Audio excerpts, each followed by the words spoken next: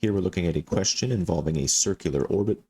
You can see the spacecraft orbiting Earth in a perfectly circular path. Because we're in outer space, we're going to need Newton's law of universal gravitation.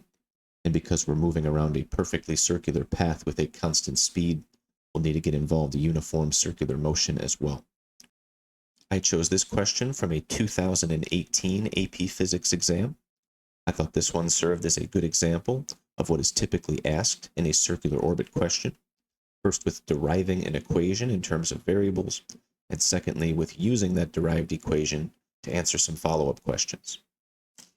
Getting started with question 1, we are looking to complete a force diagram for the orbiting spacecraft. I can think of only one force acting on it. That would be a force of gravity provided by Earth and pointing at the center of Earth, also pointing to the center of the spacecraft's circular path. And that's important to note because this gravitational force then is the reason the spacecraft turns, and it can be set equal to our net centripetal force, Fc. Two formula sheet equations will be useful here. We've got our Newton's law of universal gravitation formula, and then Newton's second law of motion. Remember that centripetal force is a net force, and so a good connection here between Fc and our Fnet formula. Here I'm making those substitutions. Remember, this is a centripetal acceleration. It is related to turning. That has its own equation on our formula sheet, v squared over r, and so I'm going to sub that in for the AC variable. Well, now let's focus on what we're being asked to solve. We are looking for the orbital period. Capital T is the variable that is not yet represented in our analysis, so I'm going to get capital T in here. This formula will help. Circumference divided by period can be subbed in for the v variable. I see that here. So the next line is me putting that in place of v. I have to square all of these terms. So the next line is performing the square. And now looking at what's left, I can cancel out a couple things to make this look nicer. First, the variable lowercase m that appears on either side of the equation in the numerator. That was the given variable for the spacecraft's mass, and that is not a factor for this question. Looking on the left, I've got an r variable in the numerator and denominator. So I'm going to take one of those away. And now writing what's left, the goal is to isolate variable capital T. It will take some algebra from here. You're probably going to want to cross multiply. You'll take a square root at the end to get T alone. And I wound up here. Look at what we've done. We have written an equation for the period T in terms of the given variables and physical constants. So the physical constants will be pi and g. The 4 is fine to have in there.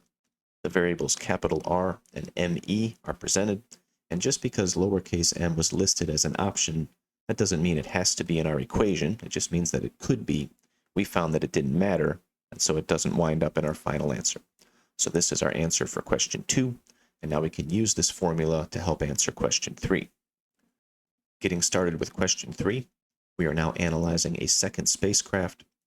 This new spacecraft has a mass of twice lowercase m, and that is different than our original lowercase m mass for the original spacecraft. Rest of this problem is the same.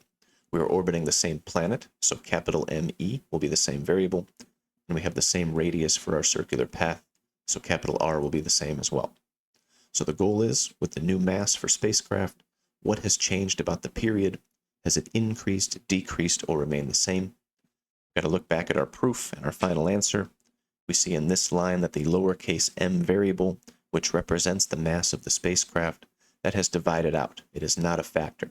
It also doesn't appear in our final answer. Another reason to say it's not a factor.